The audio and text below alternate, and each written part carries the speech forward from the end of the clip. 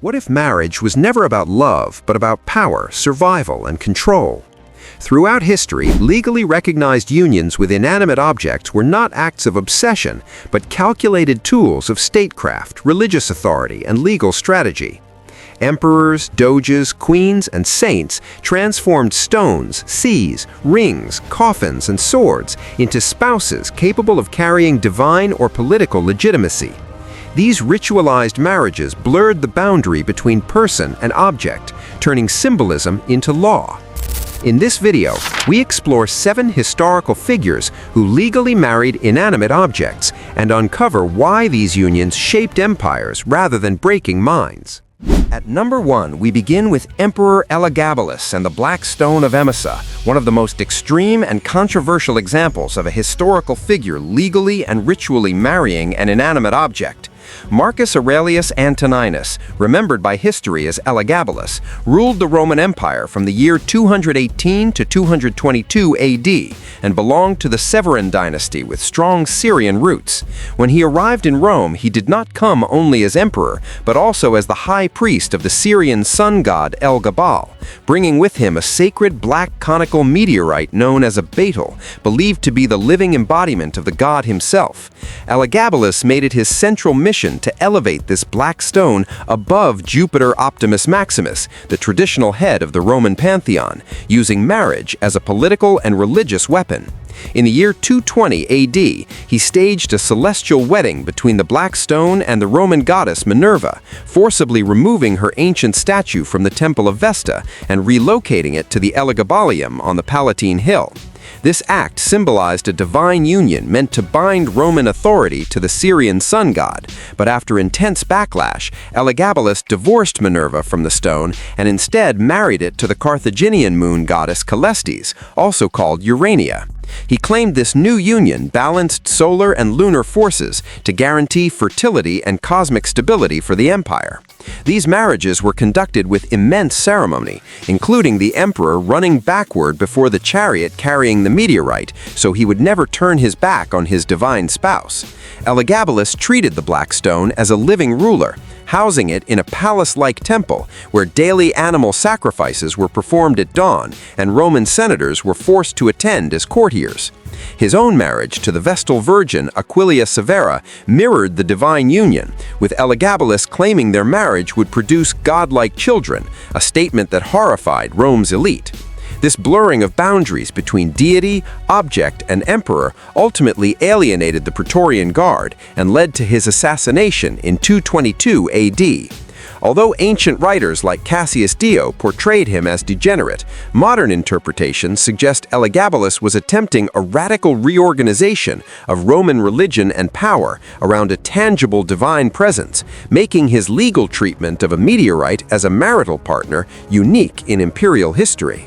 Coming in at number 2 is the Doge of Venice and the marriage of the Adriatic Sea, one of the longest-lasting examples of a state legally marrying an inanimate natural feature.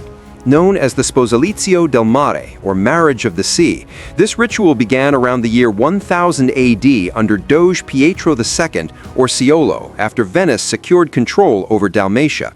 Unlike typical maritime rituals meant to appease sea gods, Venice used the formal legal language of marriage to assert dominium, meaning sovereignty and ownership over the Adriatic Sea. By marrying the sea, the Doge transformed Venice's relationship with the waters from dependence into legal authority, a claim later recognized by the papacy after the year 1177. Every year on Ascension Day, the Doge boarded the Bucentaur, a massive gold-adorned ceremonial barge that functioned as a floating palace, wearing the corno ducale and a mantle of ermine and gold. After receiving a blessing from the Patriarch of Venice, the Doge cast a golden ring into the Adriatic while reciting the Latin formula declaring eternal dominion over the sea. This act symbolically turned the Adriatic into Venice's bride, making foreign naval incursions a violation of a sacred marital bond.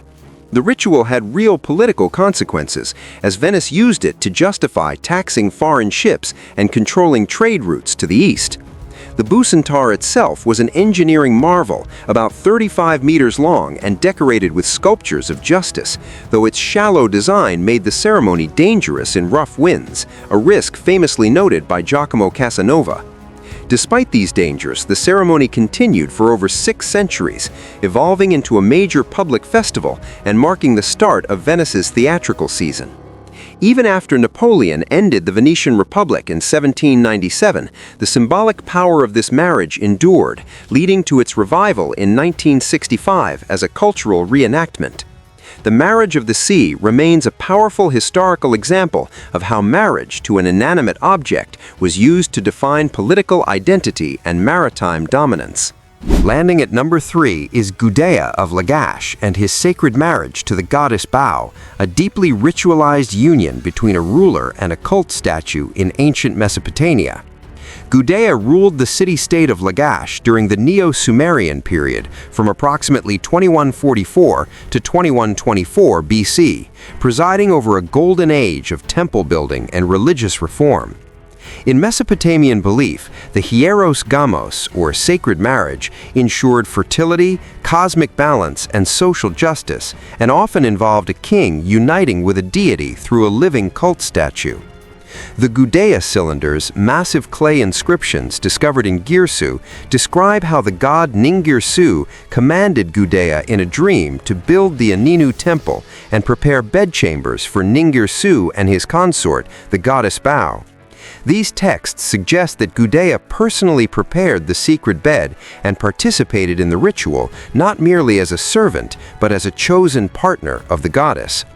Modern scholarship indicates that the king may have literally lain with the statue of Bao, which had been ritually animated through mouth-washing and mouth-opening ceremonies that allowed it to eat offerings and inhale incense.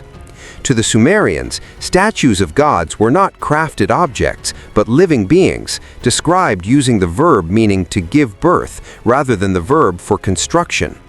Through this sacred marriage, Gudea believed he was guaranteeing proper flooding of the Tigris and Euphrates rivers, agricultural abundance, and protection for orphans and widows against the powerful elite. His commitment to this inanimate union extended beyond his lifetime, as he placed more than 24 diorite statues of himself in temples across Lagash to eternally perform acts of reverence before the gods. One famous statue depicts Gudea holding a vase overflowing with water, symbolizing fertility, renewal, and the life-giving forces of the underworld. Through this legally and ritually binding marriage to a divine statue, Gudea secured political legitimacy despite his non-royal origins and was remembered for centuries as a deified ruler who successfully united human authority with the divine world. Stepping into number 4, we have Queen Elizabeth I and her extraordinary marriage to the Kingdom of England, a political strategy that reshaped monarchy, gender, and sovereignty in the 16th century. When Elizabeth ascended the English throne in 1558, she immediately faced relentless pressure from Parliament and foreign powers to marry and produce an heir. Any conventional marriage, however, threatened to undermine her authority, either by placing England under foreign influence or igniting internal factional conflict among the nobility. To escape this trap, Elizabeth declared that she was already married, not to a man, but to the inanimate political body of England itself. She presented her coronation ring as physical proof of this union, treating it as the legal token of her wedlock to the realm.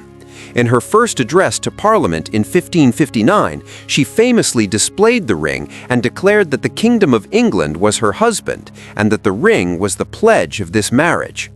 By adopting the identity of the Virgin Queen, Elizabeth recast herself as a secular nun whose spouse was the state, allowing her to redirect the language of loyalty, obedience, and fidelity toward governance. She framed her refusal to marry as a sacrifice made for the public burden of ruling the kingdom, transforming celibacy into political strength rather than weakness. This inanimate marriage had deep religious consequences during the English Reformation, as Elizabeth replaced the suppressed Catholic cult of the Virgin Mary with her own symbolic motherhood over the nation. She referred to her subjects as her children and defended herself against accusations of barrenness by redefining fertility as political stability. Her deliberate use of androgynous language, calling herself both king and prince, placed her outside traditional gender hierarchies. The coronation ring became so inseparable from her body that when she died in 1603, it had to be filed off her finger, marking the end of a 45-year union that secured England's independence and stability. By legally marrying an inanimate realm, Elizabeth I crafted one of the most successful uses of symbolic marriage in European history. Holding the number 5 position is the mystic marriage of St. Catherine and the Divine Ring, a powerful example of spiritual union with an inanimate object that carried legal, social, and political weight in Christian history. In Christian hagiography, the mystic marriage described a sacred bond between a woman and Christ, often sealed with a physical ring that grounded the spiritual experience in material form. St. Catherine of Alexandria, who lived between the 3rd and 4th centuries, famously refused marriage to the pagan emperor Maxentius, declaring that she was already betrothed to Christ. According to tradition, she experienced a vision in which the infant Jesus placed a ring on her finger, a moment she later cited as her legal defense during trial. This divine betrothal became central to her identity and was consistently depicted in medieval and Renaissance art. Over 1,000 years later, St. Catherine of Siena experienced a similar mystic marriage at the age of 21, but her account was far more controversial.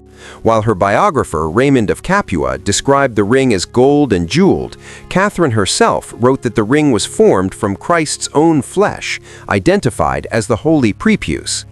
She described the ring as invisible to others, but physically felt, a constant reminder of her inseparable union with the divine. These marriages allowed women to reject traditional domestic roles and enter public life with moral authority. Catherine of Siena used her status as a bride of Christ to confront popes, negotiate peace between Italian city-states, and act as a political diplomat. Her theology emphasized Christ as a bridge between the human soul and God, expressed through extreme fasting and ecstatic visions. In this way, the mystic marriage functioned as a legitimate alternative to earthly marriage, granting women influence, protection, and authority through an inanimate yet sacred bond. Coming in at number 6 is Juana of Castile and her haunting union with the royal coffin, one of the most tragic and misunderstood examples of marriage to an inanimate object. Queen Juana of Castile, born in 1479, was married to Philip the Handsome, whose sudden death in 1506 triggered a crisis that reshaped her life and legacy.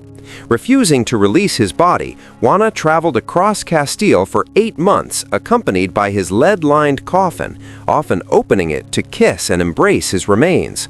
Traditionally portrayed as evidence of madness, modern historians argue that this behavior may have been deliberate political theater.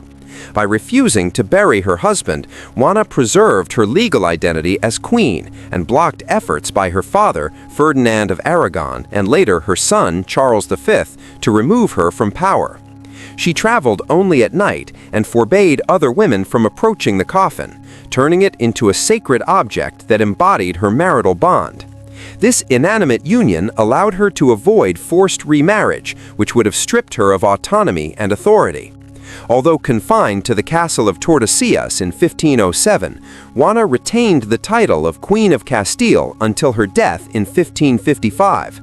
Visitors later reported her to be rational and lucid, suggesting that accusations of insanity were politically motivated. The coffin became her silent spouse, incapable of betrayal or ambition, yet powerful enough to anchor her sovereignty. Juana's relationship with the coffin stands as a stark example of how an object could preserve identity, power, and legitimacy in a world hostile to female rule.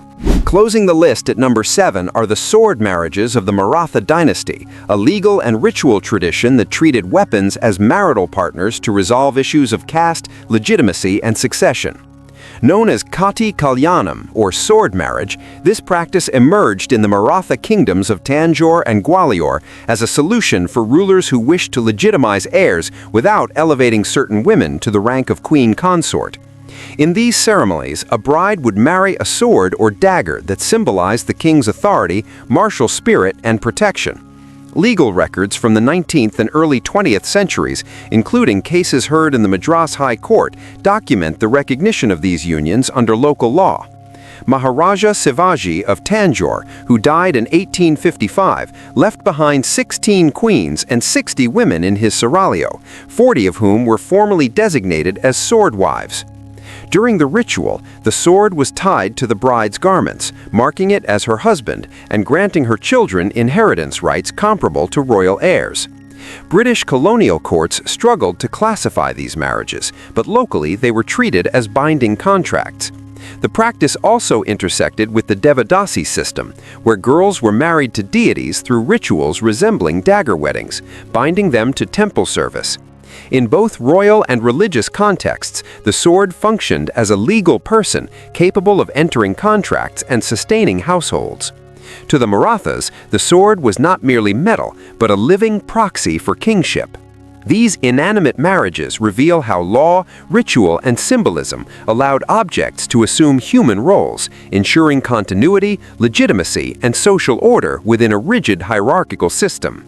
As we have seen, these marriages were never about madness or obsession, but about using the permanence of the inanimate to overcome the limits of human power and mortality.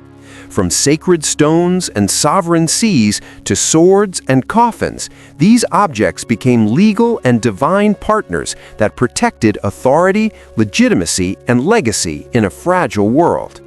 If you found these stories fascinating, make sure to like the video, leave a comment with your thoughts, and subscribe for more deep dives into history's strangest truths. Thanks for watching, and I will see you in the next one.